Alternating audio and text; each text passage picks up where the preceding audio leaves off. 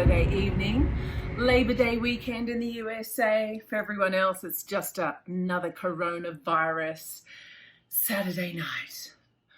Good news, it's a waning moon phase, so it's time to get out of all of that funk that you're feeling. You know, if you're feeling funky right now, if there's things that's really stressing you out, if you don't want to deal with a bunch of stuff, tonight's the night to deal with it. Saturday night, a waning moon period. Why is that important? Saturday night, under the energy of Saturn.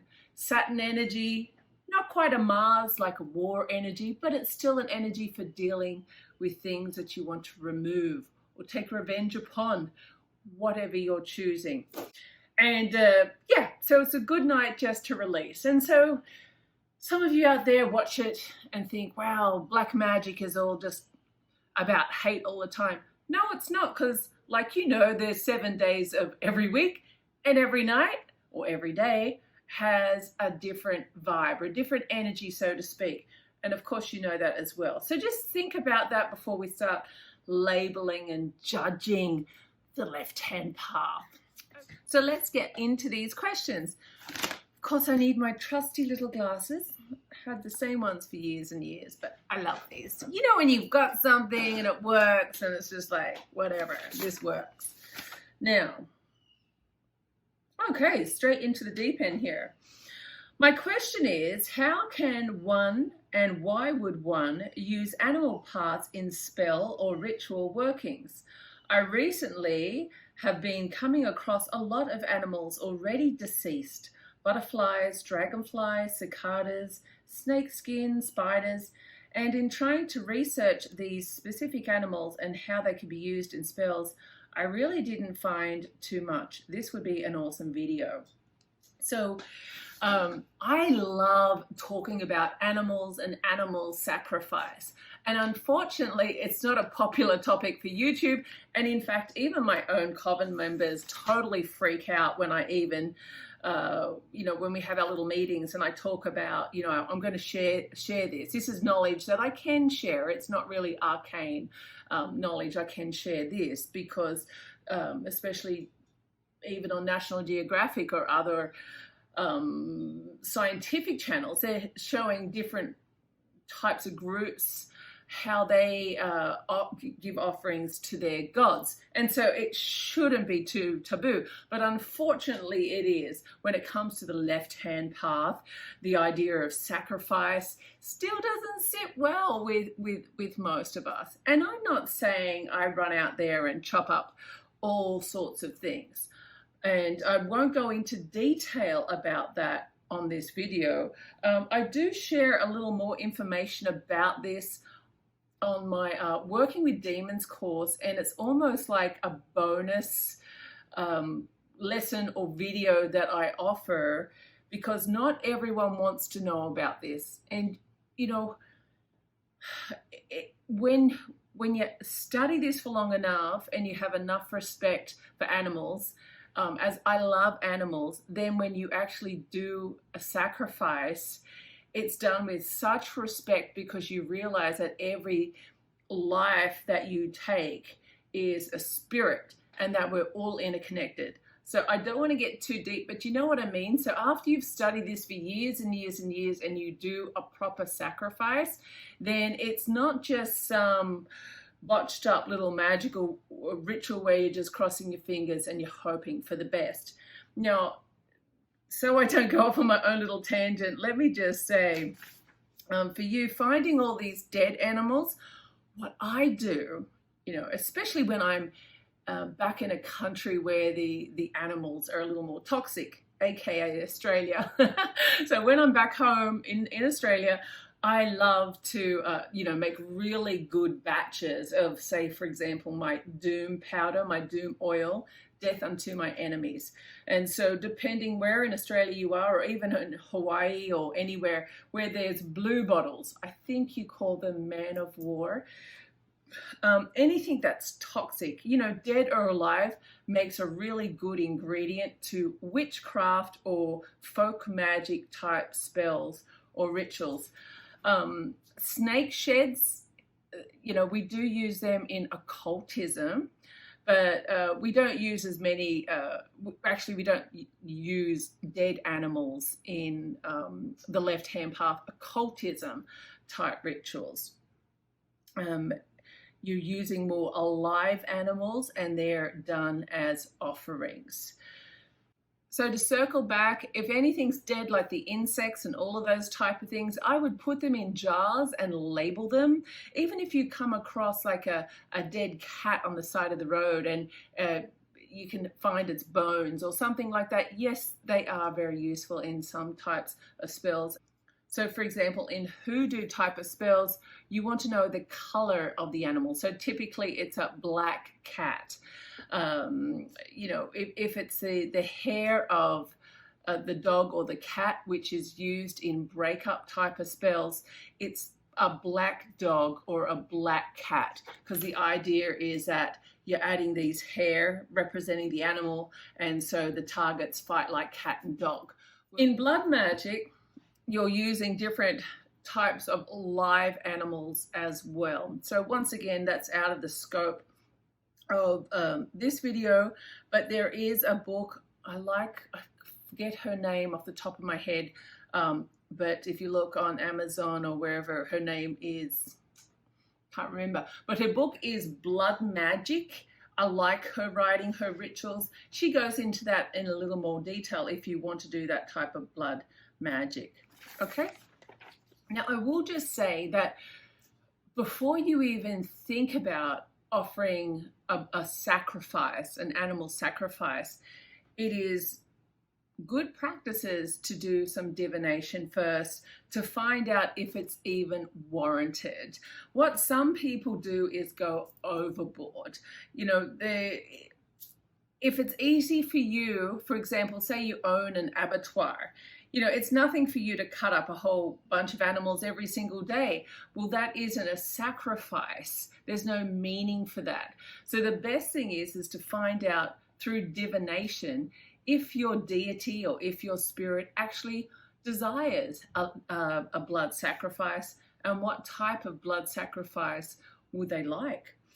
The other tip is, if you can't do that, maybe it's just not your thing, you're not ready for it, you can't do it, then sex magic is the next step along. I wouldn't say down, it's probably down just a tad and along in terms of offering and creating that energy. So we'll leave that question there. It's a great question, but really it's its own course, really. Next question is by Eric. And Eric, you're saying, Savannah, what are your thoughts and interpretations on the entity Samael? Now, some say he's wrathful, vengeful, archangel of Mars. Others say Samael is another name for Lucifer. And yet others feel he is a demon in his own right. To me, this will be a very quick answer. To me, Samael is an archangel. He's an angel. And so I believe maybe because Samael was like the left hand of God, I think that was what he was called. Maybe the left hand of God got confused with the left hand path. The left hand path is Lucifer. And then that marketing system just goes into overdrive. But vengeful archangel of Mars, look, angels can be vengeful. The idea that angels are just these beings that are, you call it Archangel Michael and he'll sweep on down there and remove something. Really, those of you who work, for example, calling angels into crystals, you know how big these spirits are when they actually turn up. They are very overwhelming and very intimidating. But as for me, Eric, we'll talk about this in personal consultation because you're a VIP, of course, but I just don't work with angels and not even interested in dealing with them. So the next question, is your deity system based off gnostic beliefs? In most magic circles like mine, we don't believe in biblical deities at all. So I'm curious if you believe in demons and Satan and or Lucifer, the bringer of light. Wouldn't you have to also believe in the Jewish God? Thanks, blessed be. This is from Guy. Guy, I actually, the whole, the Bible to me is, you know, well, all the Abrahamic religions were written for a purpose. And therefore, I understand as a history book what their purpose is. And I believe most of society actually fares well under the control of this belief system, actually, because most people don't like to think. And therefore, you work really well with either the carrot or the whip. Most people work their entire lives like that. But on the left-hand path, we like to think, and therefore we don't disrespect the others. We just know that that there is a truth out there, and we can obtain that truth through research and study. So therefore, I don't believe in the Abrahamic God or the Jewish God. I believe there is one huge overarching energy, source of power, if you want, and that's known by different names throughout the world. Every religion throughout time, every culture has had a name for the exact same entity. What we've just done, for example, in the Abrahamic religions, Judaism, Christianity, and Islam, has Muslim, okay, Islamic is Muslim, in case you don't know. It's the same type of thing, just with different players in the scripts here, but they're all man-written books to serve the purpose of that time and the peoples of that time. It wasn't meant to be shipped overseas and to change the nature of all these other traditions and cultures and just rip the culture out of everything, including, for example, what I'm passionate about is the American Indians. Don't get me started on that, because firstly, I'll cry. I even get upset thinking about it now. But just coming in, writing in here, ripping out traditions and beliefs and just pumping in this made-up, man-made system, it makes me honestly just want to vomit. It's so disgusting. So do I believe in it? There you go. There's my answer on that. And therefore, they've created Lucifer as a nemesis in this system. And I suppose we, you know, without him, without Satan, really they don't have a leg to stand on. So I understand from a marketing perspective how this has built up its own steam. But honestly, it's just, you know, why don't you just add in Santa Claus and the Easter Bunny, and then you have modern you know, the modern marketing system, all wrapped up in one. But if you removed all of them, I'm still going to be pitching exactly my same script. Lucifer, you know, Lucifer's also known by many names across cultures. He's been around for before the Abrahamic religions. You know, human life has been around for a long, long time. How many billion years? How many million years have people and energy started being on this planet?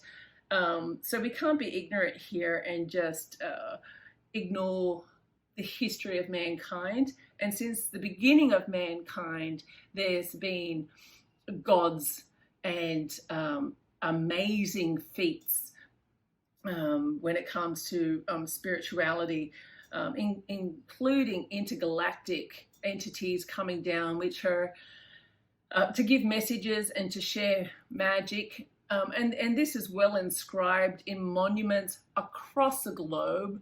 So we really just have to understand that what the Abrahamic religions are there for, and therefore I don't believe in them at all. And therefore I don't believe in heaven and hell.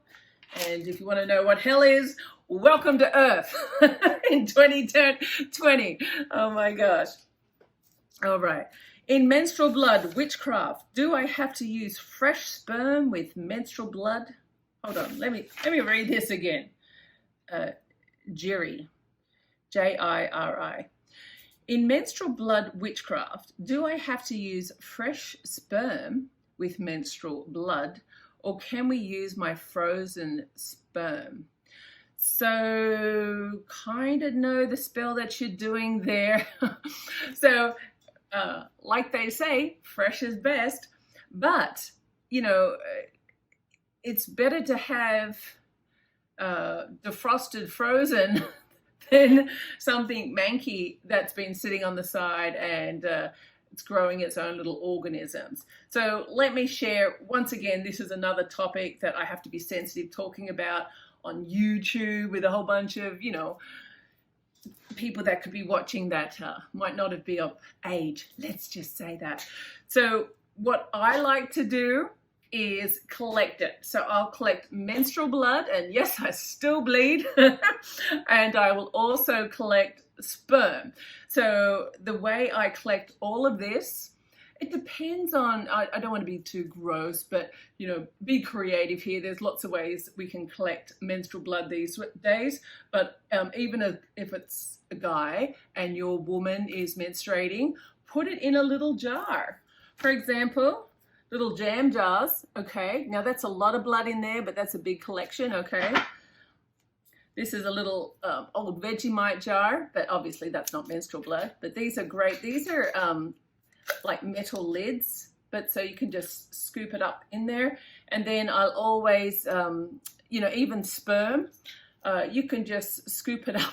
Sounds disgusting, because if you're doing sex magic, you actually don't want to ruin the moment thinking about, okay, quick, grab a container. You just wait for it to happen, and then you can scoop some up, put the lid on it. I like to label it. I'm not gonna get into too much detail here, but yes, I do label it, and then I'll put it in the fridge. Now, yes, you could put it in the freezer. Depends on yeah, how much you need, okay? But yeah, fresh is best. But yes, I definitely like to have it frozen. Well, no, in the fridge is personally what I do. But yeah, frozen would be good too. Then let it defrost, and then I use blood on everything. So I've done some videos before, from, you know, watering it down and putting it in my potted plants, to of course love magic rituals, or whenever I want to really intensify anything. Blood is really awesome to add to. Also with my oils, I forget to talk about this. You know, a lot of my oils that I make, or, you know, to my favorite clients when I'm sharing some oils, I put a few drops of my own blood in that oil. You know, I don't want to do it to everything because it is a little piece of me. But just think about that with yourself. Put a little bit of your own blood, even a drop or two, in all the oils that you're creating, because it really does personalize it. And remember what the oil is. It's, you know, it's a gift from nature. You're intensifying that herb, that end result with the energy of your blood. Next question. So Noel asks, is there such a thing as a crash course in magic and abilities awakening? Also, is Akashic Records reached? Don't know what you mean. And does our planet, etc., matter in conjuration evocation? Not sure of the context of that one, so I'll just answer your first question here. Is there such a thing as a crash course in magic and abilities awakening? Magic, look, I believe that every human is magical, but it does take like a conscious decision to begin to work your magical skills, depending on the age. Because if you come into magic at a much later age, you're going to be doubting yourself. Your logical mind is going to override and create a lot of self-doubt about a lot of these abilities you're feeling. Now, we all have senses, and you know, if you're fresh into magic, you might think, wow, I don't have all of my senses awaken. I can't, you know, see the demon. I can't smell the demon. I can't sense the demon. I can't hear the demon. So therefore, I'm not magical. The truth is, if you have one of these abilities alive, you're doing good. You know what I mean? So just work one of those abilities for at least a year. In my book, Spiritual Warfare, I'm giving you little tiny daily exercises just to kickstart your energetic response to magic, because it's really, there's magic all around us. If you don't believe that, take a course actually in pranic healing. I started studying pranic healing years ago. I'm a master pranic healer now, but of course I do lots of naughty things with the energy. I love Master, is it Co? Master Co, I think he calls himself, but that is the book. And they have a great website. They have the Twin Hearts meditation, which is really awesome. But why do I say this? Because not only does it teach you so many great things, such as healing. So I think if you can heal, then you can start to hex. People go in at this the wrong angle. They just want to be the master grand poobah, which, you know, it's easy to hex. It's not hard to hex. It's hard to heal. It's very hard to heal. So if you start in there with something like pranic healing, that's where you're actually using skills to, and you can see, like, you can feel. This is why I love pranic healing, especially for a newbie. You're actually activating your senses in a very logical way and achieving an outcome. So if you're so fresh and you're asking, you know, what's a crash course in magic or abilities awakening, it sounds boring that I'm going to say, hey, go and do a course in pranic healing or in Reiki or Reiki, whatever we call it. I don't know. Those things, energy work, because that way you can see, you can feel the energy, you can start feeling it pulsing, and then you know it's real.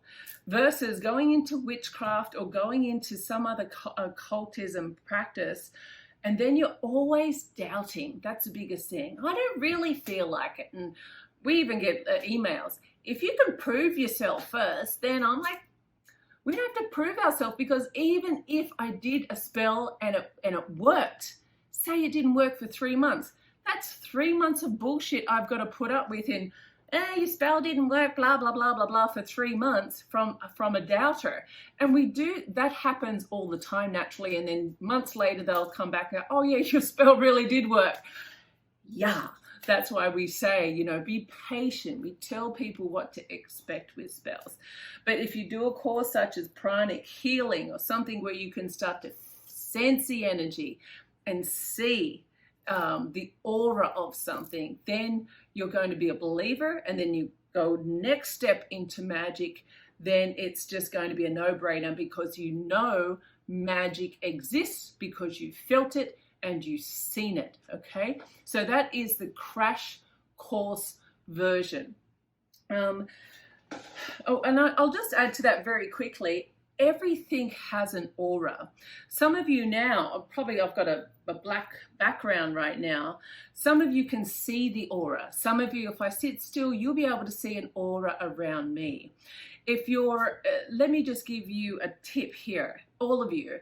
If you calm your mind, get a friend and sit them against a white wall, and then focus, just calm down, maybe spend 3 minutes just relaxing, deep breathing. You know, hopefully your friend will shut up for long enough. Just tell them to meditate as well, or think a happy thought. And then when you, with your peripheral vision, you know, you slightly soften your eyes, soften your gaze, and look at your friend, and what you will see as you softly look around their body or their head, you'll start to see a glow or an aura. Now, everybody's aura or glow is different. And why do I tell you this? Because this is how you start to understand that not everything is as it seems. In magic, there are so many levels and layers. And if you can understand, especially energy work, you've really taken a huge shortcut into becoming a really strong witch or occultist. So let me jump in to sort of like where I'm at as well. So for example, if I do want to curse someone, what do you think the first thing I do is I'm going to get into that person, destroy their aura, stop their chakras from spinning, and then they're vulnerable. Okay. Then you can lay down the hex or the curse, and then it has a very strong effect. Versus if I just cast a hex or a curse, now I'm talking witchcraft and not in demon, working with the demons, although I do fuse them, it's very different. Then I'm using my spiritual relationship in order to achieve that. But in witchcraft, I can do that without calling into a demon. I can do that with my own powers because I understand energy. Does that make sense to you? Now, I suppose also going further into your question, a crash course in magic, if that doesn't interest you at all, then a lot of people are surprised by how simplified I've made my working with demons course. Yes, I'll plug my own course because, you know, it's so simple that sometimes people think, well, where's all your workbooks, Savannah? Do you really need someone to write another book on the 72 goetic demons? Is that really beneficial? If you really need to go anywhere, there's probably 3 or 4 great websites. Ours is all over the place when it comes to demons because everyone jumps in and adds their little bit. You know, it's a live sort of living document. But there's lots of other websites and even, you know, dictionary. What's this? Dictionary of Demons. This one's okay. You know, it's good. I think everyone should have it at home anyways. It's quite good. But there's so many out there. Plus, you should have your own book of shadows where you're taking notes with every demon that you work with. But then what I'm getting back to is my course. What I'm doing is showing you a very simple way to energetically connect with one of these ancient entities and build a relationship. Because once you have that relationship, everything else will start flowing much easier than if you just grab a good old book, okay, and start working. I mean, path workings is really good. It's probably a bad example to pull out because I do like this book as well. But if you're just grabbing a book on demons and you don't understand about energy, you're just going to feel like you're not connecting or they're not connecting with you and that it's a fail and then you're just going to give up. So that's my tip. Okay. Next question. Shelly Ann asks, if you're doing live work on a man for obsession and binding with your menstrual blood, can he go crazy if constantly doing it? Oh, yes, he can, Shelly Ann. Oh, yes. You know, I'm quite renowned for doing various styles of blood magic and binding rituals on certain targets. And all I can say is just be prepared because you can send a man crazy doing this level of stuff. And just make sure that you have a plan B if he does get obsessed or too crazy, because that can be another level of issue. And it's very hard, even as a witch, to undo that level of magic. So just be careful. Next question. How are we for time? Oh, I'm blabbing on today. Last year, I made a pact with Clauneck. Recently, due to life issues, I didn't keep my promise of offerings. I know and assume the only way is to ask him for forgiveness and get back on the right path, or is it? I'm aware that it's all about building relationship, not expecting anything for nothing, keeping my side of the deal, etc., etc. Is there anything else I can do to redeem myself? And of my energies are not strong enough, can Coven help me in my apologies to Clauneck? So can we help you in apologizing to Clauneck? I'm worried I really messed up, and somehow saying that I'm only a human being with real life issues to deal with doesn't seem good enough. And personally, even though it's true, I find it hard to accept my own excuse. Thank you, and I look forward to your reply, Jolanta. So firstly, here is my my thought on this. You are sincere. And what a blessing it is on the left-hand path that our gods, our demons, it's not that they're understanding, but they're not going to punish you for forgetting. It's not about punishment. If you don't go to demon church every Sunday and give 10% of your income, it's not going to matter, because that's not important. The important thing with a pact, even though, like I say, a pact is for life, is that life does have its ups and downs, and you can be guaranteed that that spirit will be watching and following you to the day you drop dead. So some of you might say, well, why aren't they doing anything? Well, because they don't have to. They don't have to. This isn't a genie in a bottle. It's not a spell, like a spell, like I was saying, with the energy that is, that is separate to a spirit in witchcraft. Especially when you make a pact in occultism, this is a relationship with a demon or a spirit. And so this working relationship, in a lot of cases, if you are sincere, can be picked up over time without consequence. Now, yes, we have a service, because we burn candles. I love some candles. We do have an altar just for demonic candle burning. So whether it's a praise candle, if you can't do it at home or whatever, of course we can do it for you. I can do it for you. But you can do it too.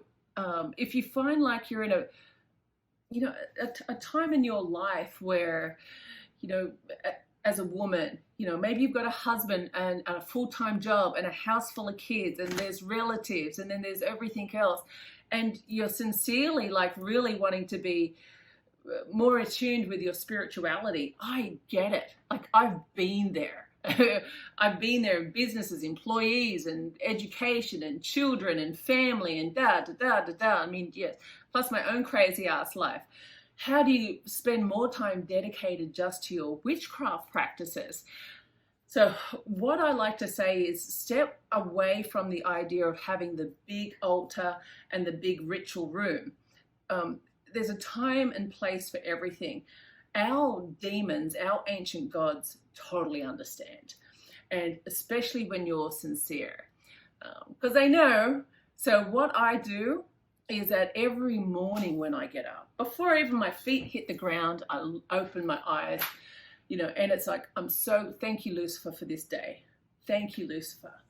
And then under Clauneck, you know what I mean? Thank you, Clauneck, for this day. Just have gratitude for them, because it's really about time. And then if that's all you have, and that's all it is, then that's all it is. If you have time on your car journey into work, maybe you could chant his end. Maybe you have the demonic rosary where you can just flick through, whatever it is. Maybe you got a whole bunch of kids in the car and you can't do that right now. It's totally cool. But I do think we've all got time at least just to, whether it's 5 seconds, just a little gratitude, just a thought. But otherwise, don't feel like you're really messed up. Don't be really hard on yourself, feeling like now your pact is completely stuffed up. My other tip outside of that is grab your pendulum and ask Clauneck, what are you still with me? Is there anything else you would like me to do? To begin this process again of working on the project that you're working on, the reason why you had the pact. So get into that again. If it's a flat line, maybe give me a call. Maybe give me a call. We can talk about that. But it probably won't be. Okay. But yeah, that's a great question. Do we have time for more? It's going to be a long video, folks. Sorry. All right. Hi, Jason says, does one have to stay with the moon cycle or day of the week to perform spells? Does one have to only perform a certain spell on a certain day? Thanks. Okay, good question. I think we might have touched on that before. In witchcraft, we like to work with the moon cycles. So not all witchcraft practices, I'll just say. You know, if I'm just dropping a spell, say I really have to do a spell, it could be for a client and it's like a life and death situation, then I just need to do it right now. But generally I work via the planetary hours. And anyone that's worked with Black Witch Coven, in our little introductory spiel, after you buy the spell, we say, hey, we normally work by the moon cycles for most of our spells, not all of our spells. And that's because we take into account the phase of the moon, the day of the week, the planetary hour. Sometimes even like with me in pacts at Saturday night, I'm feeling fine. I could even do 2 tonight. But sometimes, and actually most of the time, I'll just do 1 because A, I have a life outside of magic as well. And B, it's quite draining energetically to conjure up a demon and to petition something for someone else and pay a little bit more attention than what I normally would because I'm having to reiterate whatever the spirit says for somebody else, and so yeah, my own energy does come into play. But in witchcraft, as you're saying, no, you didn't say that. You said, does one have to stay with the moon cycle or the day of the week to perform spells? So in witchcraft spells, yes. In other types of spells, no. If you're doing Kabbalah type work, no, it's not going to matter so much. In hoodoo's type of work, no, it doesn't matter so much. In demonic magic, no, not so much. Actually, no, we'll just say a blanket no, generally speaking. Sometimes when you really get into it, like in the course, I get my students to actually research and find out through pendulum use, through divination, what that demon actually wants from them. And sometimes the demon will say, yes, you know, I'm a Monday demon and I want it during the daytime during this hour. And you go, well, okay. And you take that note and you follow it. But then the next student could do the same, work with the same demon. The demon will give them something different. This is why you have to be very careful on occult forums or even in some of the books. All of this information is just information to get you started, and then you really do need to go on your own journey and create your own book of shadows where you know the stuff in that book is going to work in alignment with you. Yeah, so I think, Jason, that covers your question, right? All right. How many more? Oh, could be 2 videos. Alrighty. Hi there. Hey. I'm working with Astaroth and Belial to try and improve my wealth and money flow. I would really appreciate some guidance on how to know when I'm talking to them and getting answers. For some background, I have been working up to this level of demon for 2 years. Thanks for all your videos and spells. This is from Zoe. So you're working with Astaroth and Belial for money, to improve your wealth and money flow. Guidance, how to know when I'm talking to them and getting answers. Once again, I recommend a pendulum for that. So if you don't have a trusty old pendulum, grab yourself one. Let me do a quick little demo. This is going to be an extra long video. That's why we have a pause button, right? All right, so when you're using a pendulum, let me just do a quick little demo here. So what I like to say is, for example, is my name Savannah? Okay, now the pendulum is spinning one way. And today that's spinning counterclockwise. Interesting enough, actually, when I do this, it is normally clockwise for my yes. So let me just ask another question. Am I in Venezuela? Okay, this is spinning clockwise. So my no right now is clockwise. So just to let you know, if you've never seen me before, I'm in New Orleans, Louisiana, USA, and my name really is Savannah. But that is my yes and no. And then my next question would be,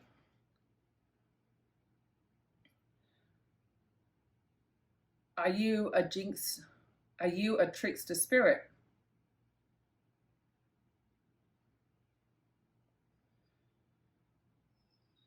So that's actually a yes.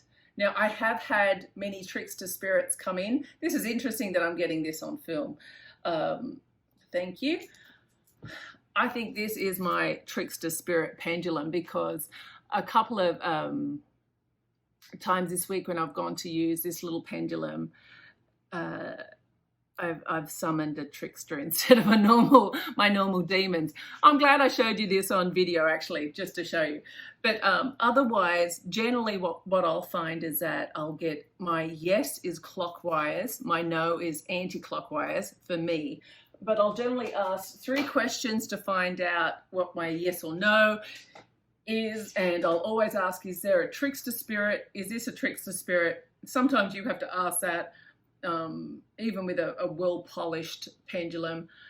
After you do that, then you call to the demon, like Astaroth, and then Belial, and ask them some questions as to, are you working with me?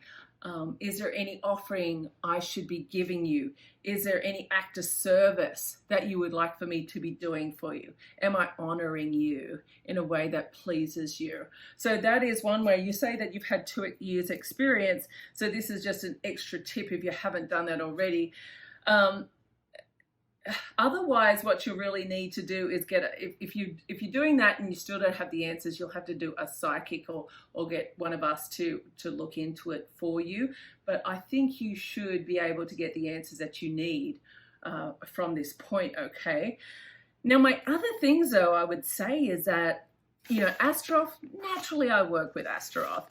But Astaroth is more of a guidance demon for me. She is here for advice. So I really don't summon her for wealth. Into Belial, sure, he's for business success and promotions, but I wouldn't really summon him for my overall guidance for my wealth. For me, of course, I've talked about Boon all the time, or Bim all the time, depending on your pronunciation. Otherwise, for wealth, Mammon, it's a demon you've often heard me talk about over the years for this type of thing. Or Belphegor, that is another demon that I occasionally work with for clients for wealth. So don't feel like you're not being faithful to Astaroth in Belial. If you've been working with them for 2 years, you're not really achieving the success or the communication, perhaps you need to go over to Mammon or Boon, I would suggest first, with your plan for wealth, and really see if they're going to help you along. Okay, last one.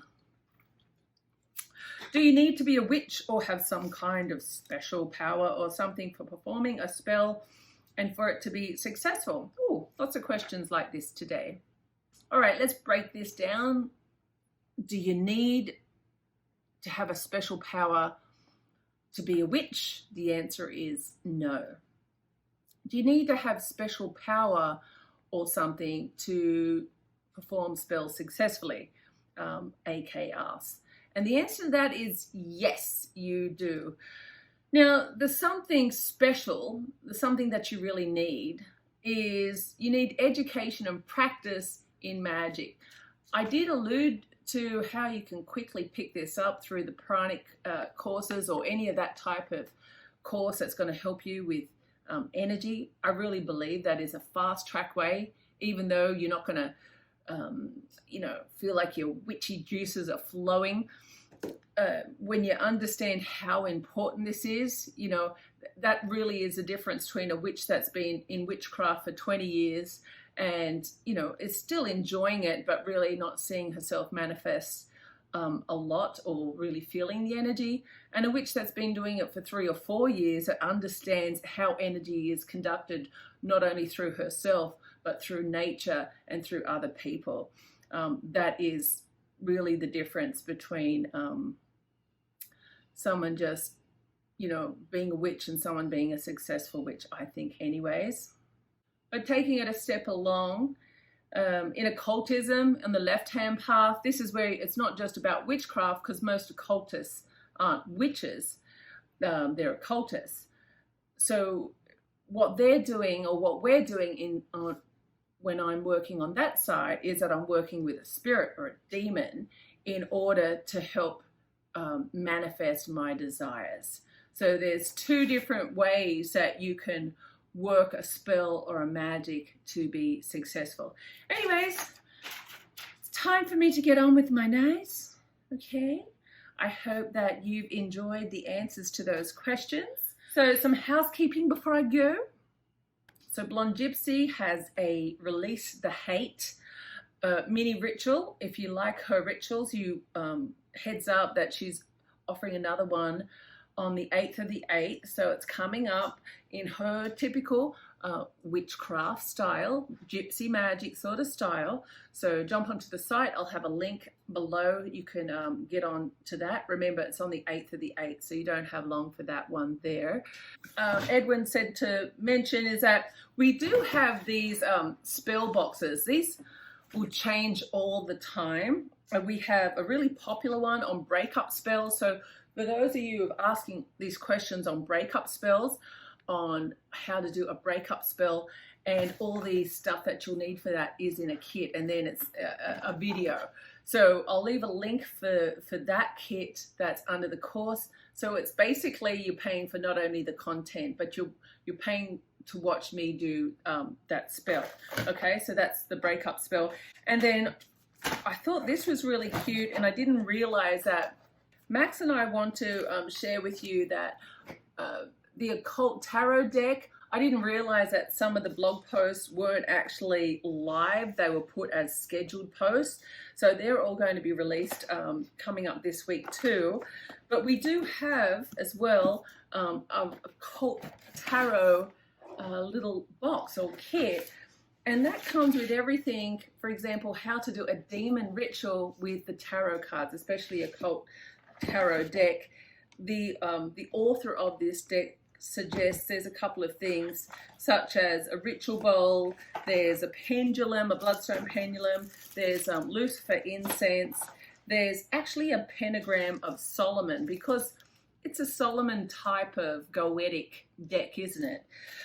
We also have a little lancet, so if you wanted to do a blood offering, you can practice that with this lancet. We have some candles, of course. The author recommends red candles, so we do have a pack of red candles, and the candle holder, of course, with the tarot, the occult tarot deck of cards. That's all in this little kit there, and I'll leave a link to that as well under this video. Wow, I really enjoyed actually answering the questions tonight. So once again, if you have questions for me to answer, go on to the blackwitchcoven.com website. Top toolbar, there's Ask Savannah. You can ask me a question there. You can also ask Blonde Gypsy a question if you have a question for her. She probably will get back into doing her Facebook little card readings and things, and she might even answer a question or two if you write in and ask Blonde Gypsy, or ask anyone else if you know us and you've worked with us before. I'll pass it along. All right, but otherwise, rock on everybody. Have a great Labor Day weekend if you're in the USA, and yeah, blessed beast. Bye for now.